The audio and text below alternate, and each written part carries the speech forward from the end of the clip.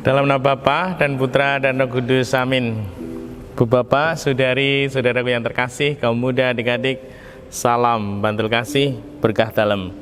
Kembali kita berjumpa dalam renungan harian, hari ini Sabtu 5 Juni 2021. Kita akan mengambil dari Injil Markus bab 12 ayat 38 sampai 44. Pada suatu hari Yesus dalam pengajarannya berkata, "Waspadalah terhadap ahli-ahli Taurat. Mereka suka berjalan-jalan dengan pakaian panjang dan suka menerima penghormatan di pasar.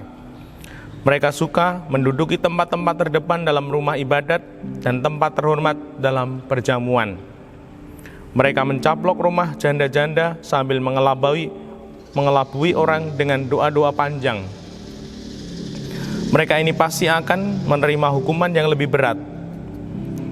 Pada kali lain, sambil duduk berhadapan dengan peti persembahan, Yesus memperhatikan bagaimana orang banyak memasukkan uang ke dalam peti itu. Banyak orang kaya memberi jumlah yang besar. Lalu datanglah seorang janda miskin. Ia memasukkan 2 peser, yaitu 1 duit. Maka Yesus memanggil para muridnya dan berkata kepada mereka, "Aku berkata kepadamu, sesungguhnya janda miskin itu memberi lebih banyak daripada semua orang yang memasukkan uang ke dalam peti persembahan. Sebab mereka semua memberi dari kelimpahannya, tetapi janda itu memberi dari kekurangannya, semua yang ada padanya, yaitu seluruh nafkahnya." Demikianlah Injil Tuhan. Terpujilah Kristus. Bu Bapak, saudari, saudaraku yang terkasih, Tuhan membimbing kita untuk bertumbuh dalam sikap hati yang baik. Tuhan memberikan suatu gambaran kisah di mana orang kaya memberi banyak. Lalu datang seorang janda miskin, ia memasukkan 2 peser, yaitu 1 duit. Tuhan memuji janda miskin ini yang memberikan persembahan dari kekurangannya, semua miliknya. Apa yang bisa kita renungkan?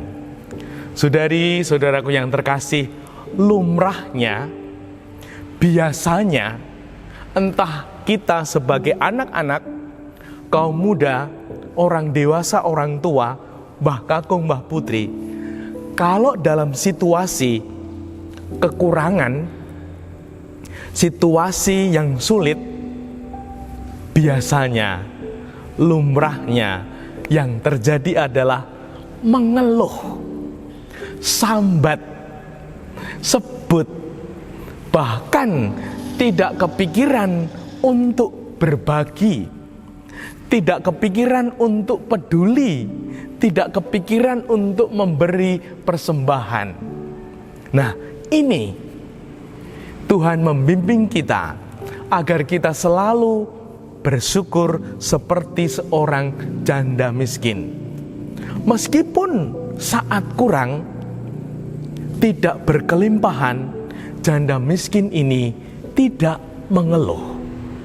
Dia tidak sambat sebut, malah dia memberi persembahan.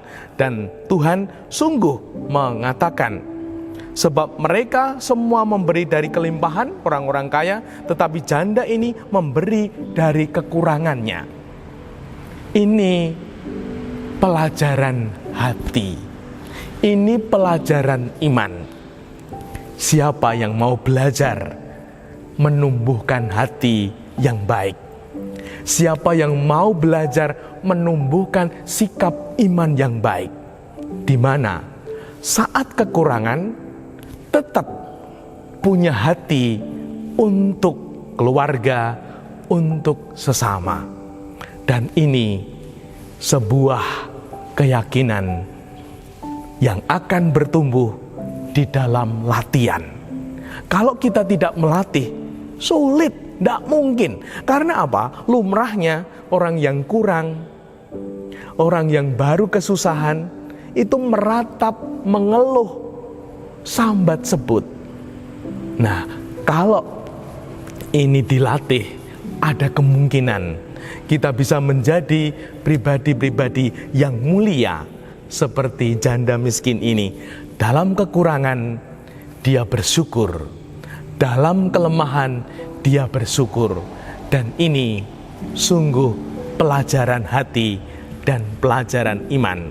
Apakah kita bisa? Sangat mungkin dan sangat bisa kalau mau latihan. Latihan itu pertama pasti sulit, gagal. Kedua masih sulit. Ketiga juga mungkin masih sulit. Harus bertekun dalam latihan sehingga sungguh kita mengalami pertumbuhan hati dan pertumbuhan iman. Semoga terwujud nyata. Dimuliakanlah Tuhan kini dan sepanjang masa. Salam bantul kasih, berkah dalam Bapa, Putra, dan Roh Kudus. Amin.